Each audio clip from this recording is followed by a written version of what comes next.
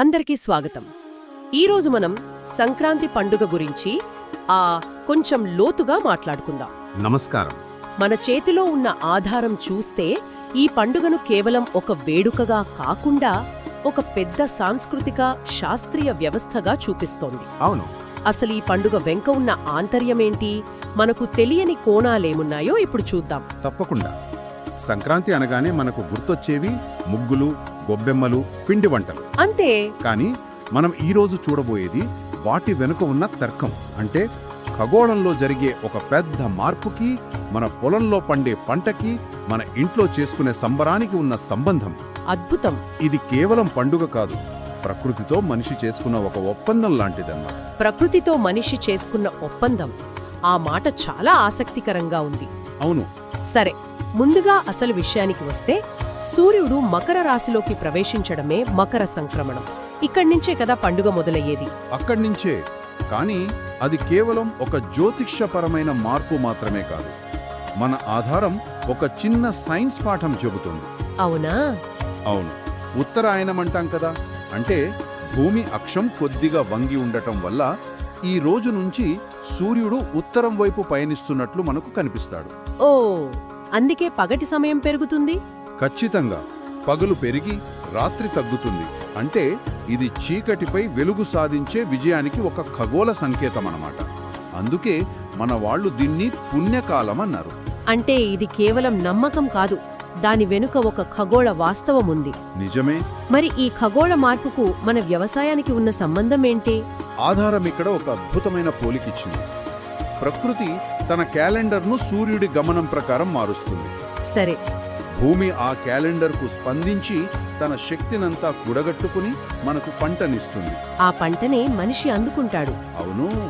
మనిషి ఆ రెండింటినీ గౌరవిస్తూ సంబరం చేసుకుంటాడు. అంటే ఇది ప్రకృతి, భూమి, మనిషి మధ్య జరిగే ఒక త్రైపాక్షిక ఒప్పందం లాంటిది. వావ్, చాలా బావుంది ఈ పోలిక. అందుకే ఈ సంబరాన్ని ఒక రోజులో కాకుండా ఏకంగా 3 రోజుల పాటు జరుపుకుంటాం. అవును. అందులో మొదటి అడుగు భోగితో మొదలవుతుంది. భోగి మంటలు వేయడం అందరికీ తెలిసిందే. కాని దీని వెనుక ఉన్న తాత్వికత ఏమిటి? కేవలం పాత వస్తువులను వదిలించుకోవడమేనా? అంతకంటే లోతైన అర్థముంది. ఇది కేవలం భౌతిక వస్తువులను వదిలించుకోవడం కాదు. ఆధారం ప్రకారం ఇదొక రకమైన మానసిక ప్రక్షాళన. మానసిక ప్రక్షాళన. అవును. గడిచిన సంవత్సరంలోని బాధలను, ప్రతికూల ఆలోచనలను, మనసులోని చెడును ఆ అగ్నిలో దహించి కొత్త సంవత్సరానికి మానసికంగా తేలికపడాలి. అంటే ఒక వార్షిక రీసెట్ బటన్ లాంటిదన్నమాట. సరిగ్గా చెప్పారు. అజ్ఞానాన్ని అగ్నిలో దహించి జ్ఞానమనే వెలుగును పొందడం దీని సారాంశం. అయితే నగరాల్లోని అపార్ట్మెంట్ కల్చర్ వల్ల ఈ సంప్రదాయం కనుమరుగవుతోందని ఆధారం ఆవేదన వ్యక్తం చేస్తోంది. నిజమే. చాలా బాధాకరం. ఇప్పుడు ఆ మంటలు వేయడానికి స్థలమెక్కడుంది? సరే, భోగి రోజున జరిగే మరో అందమైన వేడుక భోగి పళ్ళు. అది చాలా సరదాగా ఉంటుంది. చిన్న పిల్లల తలపై రేగిపళ్ళు, చెలుకు ముక్కలు, నాణేలు పోస్తారు. ఆధారం చెప్పినట్టు చిన్నప్పుడు ఆ నాణేల కోసం వెతుక్కోవడం. అవునవును. అది కేవలం ఒక ఆట కాదు, పెద్దల ఆశీర్వాదానికి ప్రతీక. ఆ రేగిపొడను బదిరీ ఫలాలు అంటారు. ఓ, సాక్షాత్తు నారాయణుడి ఆశీస్సులు పిల్లలకు అందాలనేది ఒక నమ్మకం. పైగా ఆ పళ్ళు, పువ్వులు పిల్లల తలపై సున్నితంగా పడటం వల్ల వారిలోని సుషుమ్న నాడి ఉత్తేజితమవుతుందని కూడా కొందరు నమ్ముతారు. అంటే వినోదం, ఆశీర్వాదం, ఆరోగ్యం 3 ఉన్నాయన్నమాట. అంతే. ఇక అసలు పండుగ రోజు సంక్రాంతి నాడు పాలు పొంగించడం చాలా ముఖ్యమైన ఘట్టం. అవును. ముఖ్యంగా తెలంగాణలో గురుగి అనే చిన్న మట్టి కుండలో పిడకల మంటపై పాలు పొంగిస్తారని ఆధారం వివరిస్తోంది. ఆ దృశ్యం చాలా అందంగా ఉంటుంది. ఆ పాలు పొంగి పొర్లడం అనేది రాబోయే సంవత్సరంలో మన ఇంట్లో సిరి సంపదలు, ఆరోగ్యం, ఆనందం అలాగే పొంగి పొర్లాలని కోరుకోవడానికి సంకేతం. ఆ పాలు పొంగిన దిక్కును బట్టి కూడా కొన్ని నమ్మకాలుంటాయి కదా? ఉంటాయి. ఆ పాలతోనే పరమాన్నం అంటే క్షీరాన్నం వండుతారు. పంటల దేవతకు, ప్రకృతికి నైవేద్యంగా పెడతారు. ఆ తరువాత అందరూ స్వీకరిస్తారు. ఇక్కడ ఆచారం, ఆహారం ఎంత అందంగా ముడిపడి ఉన్నాయో. అవును. ఈ పిండి వంటల జాబితా వింటుంటేనే నోరూరుతోంది. అరిసెలు, బొబ్బట్లు, కొన్ని చోట్ల భక్ష్యాలంటారు. అవును, భక్షాలు, రోజంతికలు, పులిహోర, గారెలు, ఇంటిల్లిపాది కలిసి చేసుకుని తినడంలోనే అసలైన ఆనందం. ఆధారం ప్రకారం ఈ వంటకాల వెనుక కూడా ఒక లాజిక్ ఉంది. చలికాలంలో శరీరానికి వేడిని శక్తిని ఇచ్చే నువ్వులు బెల్లం నెయ్యి వంటివి ఎక్కువగా వాడతారు. అంటే రుచికి మాత్రమే కాదు, ఆరోగ్యానికి కూడా ప్రాధాన్యత ఇస్తారన్నమాట. ఖచ్చితంగా. అందుకే సంక్రాంతి తర్వాత బరువు చూసుకోకూడదంటారు. నిజమే. ఇంకో విషయం, ఆంధ్రప్రదేశ్లోని చాలా ప్రాంతాల్లో ఈరోజు పితృదేవతలకు తర్పణాలు వదులుతారు. అవును, నువ్వులు నీళ్లతో. ఇది మన మూలాలను మన పూర్వీకులను స్మరించుకోవడం. మనమున్నామంటే దానికి కారణమైన వారిని గౌరవించడం. ఇక మూడో రోజు కనుమ. ఇది పూర్తిగా పశువుల పండుగ. వ్యవసాయంలో మనకు తోడుగా నిలిచిన జీవాలకు కృతజ్ఞత తెలిపే రోజు. అవును, పశువులను శుభ్రంగా కడిగి కొమ్ములకు రంగులు పూసి పూజించి వాటికిష్టమైన ఆహారం పెడతారు. ఇక్కడ ఆహారపు అలవాట్ల గురించి ఒక ఆసక్తికరమైన సామాజిక కోణం ఉంది. కనుమ రోజు మాంసాహారం తినడం ఒక ఆనవాయితీ. అవును, ఒక సామెత కూడా ఉంది కదా. ఉంది. కనుమ రోజు మినుము తిననివాడు మరుసటి జన్మలో పందినై పుడతాడు అని. అయితే శాకాహారుల సంగతేంటి? ఇది నన్ను చాలా ఆలోచింపజేసింది. అంటే ఒక సంప్రదాయాన్ని కేవలం ఒక వర్గానికి పరిమితం చెయ్యకుండా అందర్నీ కలుపుకుపోయేలా ప్రత్యామ్నాయాలు ఆలోచించారు. సరిగ్గా చెప్పారు. మన పూర్వీకుల సామాజిక దృష్టి ఎంత విశాలమైందో చూడండి. ఇది కేవలం ఆహారం గురించి కాదు, సామాజిక సమ్మిళితత్వం గురించి. అంతే. అందుకే శాకాహారుల కోసం మినుములతో చేసిన గారెలు తినే సంప్రదాయం పెట్టారు. మినుముల్లో ప్రోటీన్లు అధికంగా ఉంటాయి కదా. మాంసాహారానికి అది ఒక రకంగా ప్రత్యామ్నాయం. అవును. ఈ చిన్న విషయం మన సంప్రదాయాలు ఎంత ఆలోచించి పెట్టాలో చూపిస్తోంది. ఇదే రోజున కొన్ని ప్రాంతాల్లో ఎద్దుల పందేలు బళ్ల పోటీలు జరుగుతాయి. ఇక సంస్కృతి వైభవంలోకొస్తే సంక్రాంతి అనగానే గుర్తొచ్చేవి ముగ్గులు, రంగురంగుల రంగవల్లులు. అవును.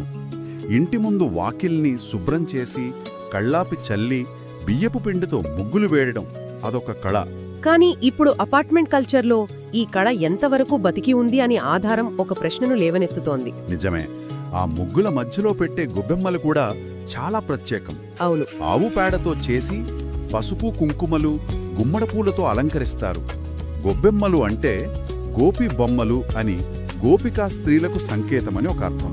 తమిళనాడులో అయితే వీటిని గోదాదేవికి ప్రతీకగా భావిస్తారు కదూ. అవును, ఆండాళ్ళమ్మవారికి. వాటి చుట్టూ అమ్మాయిలు పిల్లలు తిరుగుతూ పాటలు పాడటం చాలా అందంగా ఉంటుంది. పండుగకు అసలైన శోభను తీసుకొచ్చేది మాత్రం హరిదాసు గంగిరెద్దులమ్మాళ్ళు. అవును. ఆధారంలో ఒక ఆసక్తికరమైన విషయం ఉంది. హరిదాసును అక్షయపాత్రతో భగవంతుని ప్రతిరూపంగా చూస్తాం. కానీ నేటి సమాజంలో చాలామంది ఆయన్ని కేవలం యాచకుడిగా చూస్తున్నారు. అది చాలా ముఖ్యమైన పాయింట్. హరిదాసుడు యాచకుడు కాదు, భగవంతుని సందేశహరుడు. తలపై ఉండే రాగి పాత్రను అక్షయపాత్రగా భావిస్తారు. అవును.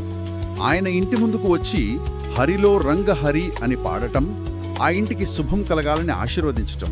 మనమిచ్చేది దానం అవుతుంది, భిక్షం కాదు.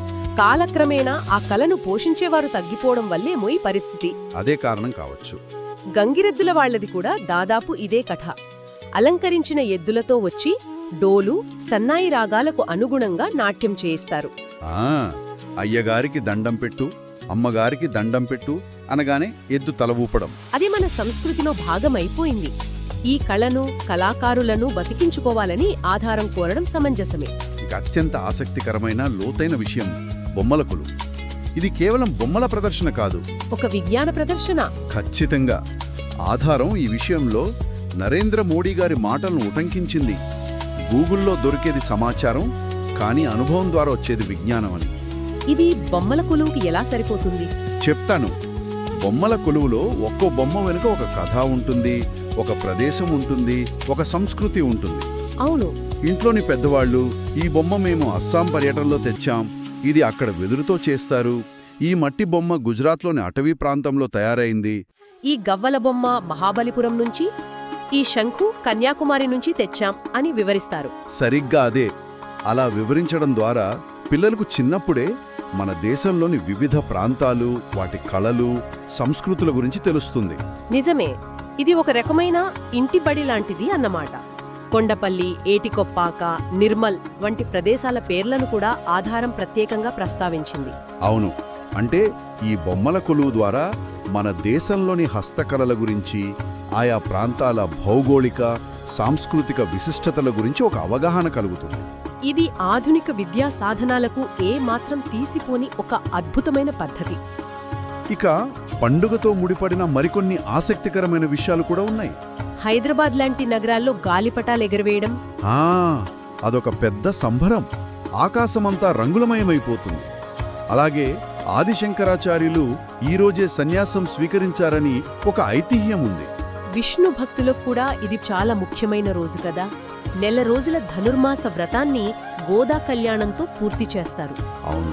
పండుగలో జ్యోతిష్యం ఎలా భాగమైందో చెప్పడానికి ఆధారం సంక్రాంతి పురుషుడు అనే ఆసక్తికరమైన భావనను వివరిస్తోంది. ఇది నాకు కొత్తగా అనిపించింది. అసలేంటిది? ఇది పంచాంగాల్లో కనిపించే ఒక ప్రతీకాత్మక జ్యోతిష్య సాధనం. ప్రతి ఏటా మకర సంక్రమణాన్ని ఒక పురుషుడుగా భావిస్తారు. ఓ, ఆ సంక్రాంతి పురుషుడు ఏ వాహనంపై వస్తాడు, ఏం ధరిస్తాడు, ఏ దిక్కును చూస్తున్నాడు అనేదాన్ని బట్టి ఆ సంవత్సరం ఫలితాలను అంచనా వేస్తారు.